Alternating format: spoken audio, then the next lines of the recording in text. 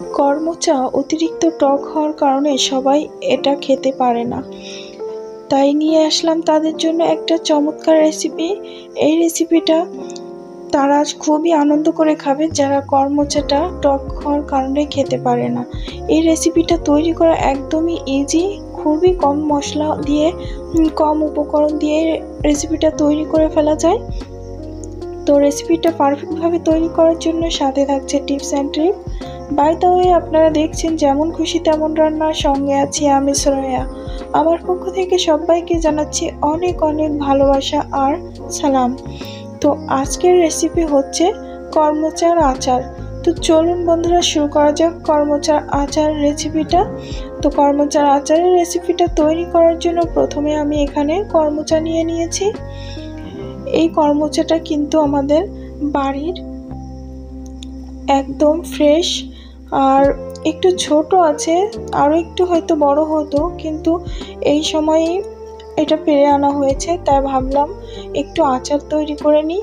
তো এখন আচার তৈরির জন্য আমি কর্মচাটাকে এভাবে মাঝখানতে ফালি করে নিলাম, আর এই যে আঁটিটা আছে আঁটিটাকে বাইরে বের করে দিলাম এইভাবে। তো প্রত্যেকটা কর্মচা থেকে এভাবে আঁটিটাকে কিন্তু আলাদা করে নিতে হবে। যদি আঁটিটা থেকে যায় তাহলে কিন্তু কর্মচাটা খেতে তিতা লাগবে, আচারটা খেতে ভালো লাগবে না। তাই অবশ্যই আচারের তৈরির সময় আর এই আঁটিটাকে বাইরে ফেলে দিতে হবে। এই আচারটা খেতে এতটাই টেস্টি, কি বলবো আপনাদের। অবশ্যই বাসায় একবার ট্রাই করবেন, ট্রাই করে আমাকে কমেন্ট করে জানাবেন কেমন লাগলো এই রেসিপিটা আপনাদের। আমার তো দারুণ লেগেছিল রেসিপিটা।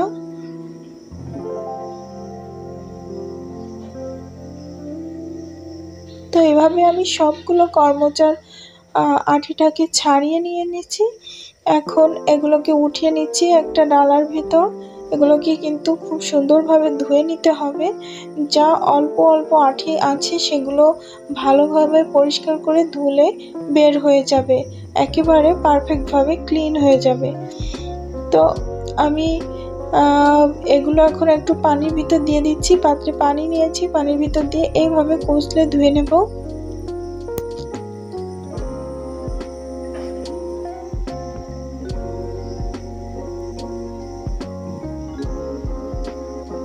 এখন একটা পাত্রে উঠিয়ে নিচ্ছি।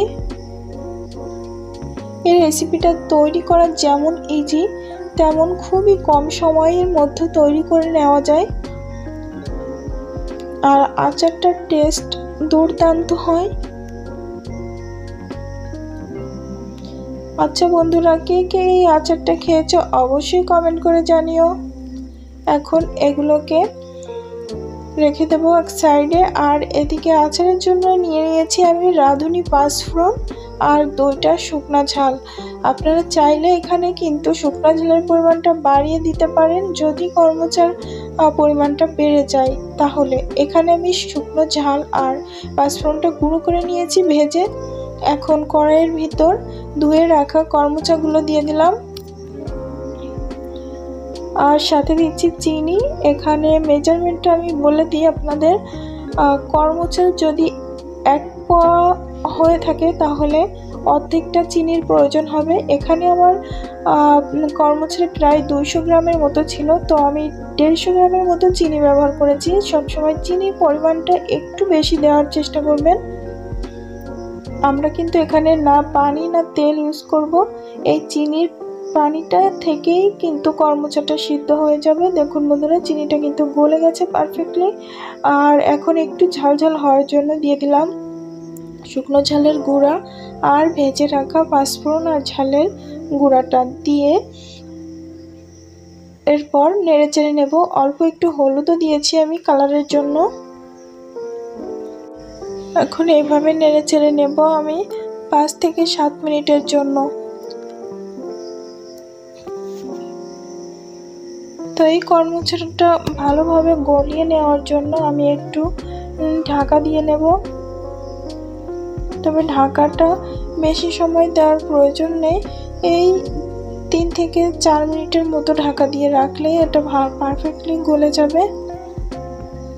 তো 3 থেকে 4 মিনিট পর আমি উঠিয়ে নিলাম। দেখুন বন্ধুরা, চারিদিকে চিনির পানিটা কিভাবে ফুটছে দেখে বুঝতেই পারছেন খেতে কতটা দুর্দান্ত হবে। কালারটাও অনেক সুন্দর এসেছে। এভাবে নেড়ে চেড়ে নেব আরও 4 মিনিটের মতো, তারপর রেডি হয়ে যাবে আমার কর্মচার আচারটা। তো বন্ধুরা, আমার ভিডিওটি যদি আপনাদের ভালো লেগে থাকে তাহলে আমার চ্যানেলটিকে সাবস্ক্রাইব করুন, লাইক কমেন্ট শেয়ার করে আমার সাথেই থাকুন। তো আমার কর্মচাটাও কিন্তু পারফেক্টভাবে গলে গেছে। আর এখন এটাকে আমি নামিয়ে নেব।